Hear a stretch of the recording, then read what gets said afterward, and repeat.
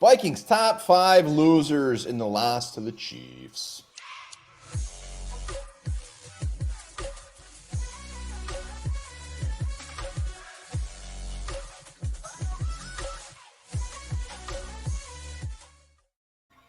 Welcome back to the Onebar and Lupagus show. I'm Onebar with Lupagus. Vikings lose 20-27 to the Kansas City Chiefs. We're going to be going over our top 5 losers. As always, let us know your losers in the comments.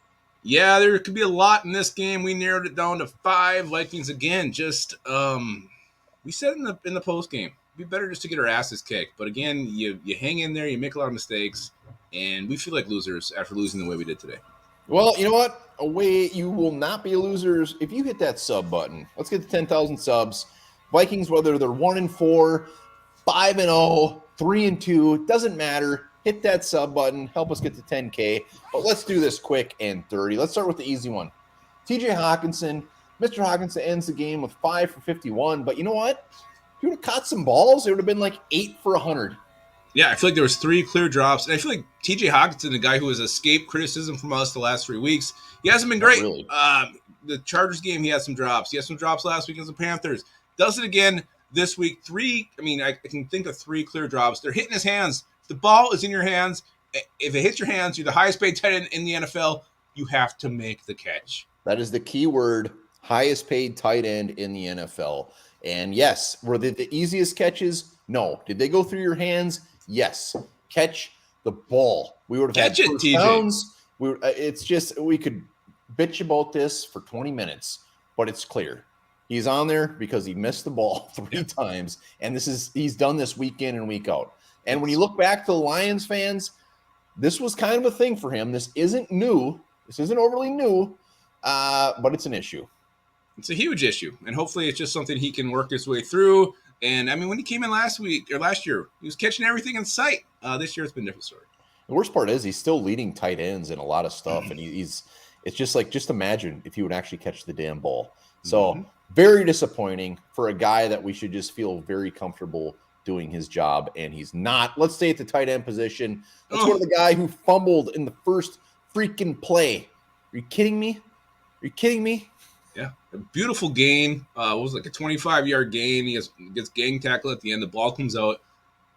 Again, the Vikings are preaching ball security every day in practice. It has to be a mantra at this point. You're like -9 turnover margin. Now you are. You were -8 before this game. It has to be protect the damn football. 2 arms, bend over, do whatever you can to hold on that thing. It comes out. You give the Chiefs the ball to start the game. And then later, you followed it up with a horrible drop on the sidelines. His arms are out. The ball went right through the middle. It looked like Nelson Aguilar, how bad that drop was. It was perfectly placed by Cousins. He probably would have scored a touchdown there. Goes right through the wickets. Oliver had himself a real bad game. Yeah, tight ends did not have their best game except for Johnny Munt. 1 reception on 1 target for 11 yards. Boom, baby. Muntski. Munt. Get him back out there. Munt. Why the hell do we even get Hawkinson? We had Johnny Munt the whole time. Nah, I'm glad we got Hawkinson. Don't get me wrong. I'm glad. Everybody in the post game very upset about Hawkinson. They want to trade him. They want to do this. I love that Hawkinson's on our team. I do. I really do. But shit. Josh Oliver. I don't even want to talk about Oliver anymore. You know what? Hell of a blocker. And anyways, let's go to Kevin O'Connell, our head coach. Questionable challenges, timeouts left and right. We don't have timeouts left in the fourth quarter. Clearly, there's something wrong. Play calling. We're seeing a lot of comments on the live show where just like his play calling in the red zone. Pretty much everything pointing to him, and it's valid. Yeah, and he's been on here a lot this year, and I feel like we should start calling him. When you're 1-4, the head coach will be on here a lot. But the big one today, you can't be 9 minutes in the fourth quarter and mute your timeouts. You cannot be out of your timeouts at that point in the game. It's unheard of. It doesn't happen. Onebar is just chugging the milk today. And then you go back to the play calling. Like I like the way he called the passing game today. I felt like he was actually attacking downfield for the most part. How do you run the ball? What was it? 14 times today, 18 times, whatever it was. 18 times. You want to keep the Chiefs offense off the field, long drives. We talked about it pregame, and you only run the ball 18 times. I just don't get it. Well, but to that point, they did their second quarter. They had the ball for a long ass time. Time of possession was actually pretty damn close. But yeah, they got to run the ball more. They only ran it 18 times, and the timeouts is the biggest issue, no doubt about it. Yeah, it was a fake punt. We did it. It was great call, but the negatives outweighed the positive by quite a bit.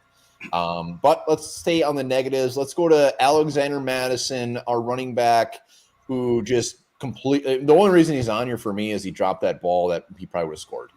Yeah, and that's it. I mean, a huge game-changing play. I mean, it was there. He had like 4 blockers ahead of him. Easy pass. God, I don't know. Sucks And somehow, ass. other than that, he had a good game. He ran hard. He ran physical. He looked for contact. He He ran looked the to show. ball, but that's not his fault. I'm just saying, like, he runs hard. Like, when he gets the ball, I mean, he's not going down in first contact. Like Delvin Cook did many times last year. He drives the pile, physical. Lack of opportunity, say, and a horrible drop. He gets him on this list. The thing with Madison is, yeah, he's ran the ball hard. There's not huge issues there. But, like, when you look back, and I'm not saying we should have re-signed Dalvin Cook, but Dalvin Cook catches that ball. He takes it to the house every time. He probably does. Maybe Cam Akers does. Yeah, I'm pretty sure C.J. Ham would have. I'm pretty sure Myles Gaskin, even though what if T.J. Hawkinson caught that? You want the last guy, just like Madison was. Really comes down to one play. Yeah, Cam Bynum actually had a good game, but that one play was. I mean, he should have picked that thing off. He jumped 28 seconds early. He was already down. I think he jumped 7 times before they actually made that catch, and it would have been a game changing play because I think they scored. Well, it was a game changing play. It was third quarter. We had got him 30-18. Defense came out flying to start the second half, really attacking Mahomes, great pressure, and then they just kind of heave it up there. And you said it. He jumped like way too early, very premature jumpulation on Cam Bynum's part there, going for the pick. Just get your arms up, swat that thing away, and they're punting deep in their own territory. And you went for the pick, and it backfired. The Chiefs catch it, and they end up scoring. And they end up scoring again after that. Huge swing in the game there, Cam Bynum. You've had a great season. Love the way you're playing. Very excited to see you play the rest of this year. And I'm going to very, very much want a contract extension for you. Bad game today. That was a bad play. Horrible. That's what separates good players from great players. Mm-hmm. Plays like that.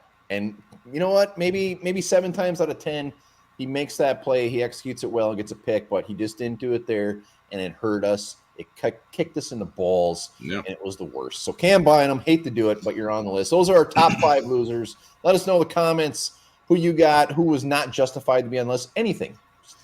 Let us know. Yeah. Make us smile. Do something. We need a smile. And also remember this. The greatest number it takes for one scene in a film is 324 in Charlie Chaplin's 1931 film, City Lights. Good movie. Love it. Good movie. I thought I hit the end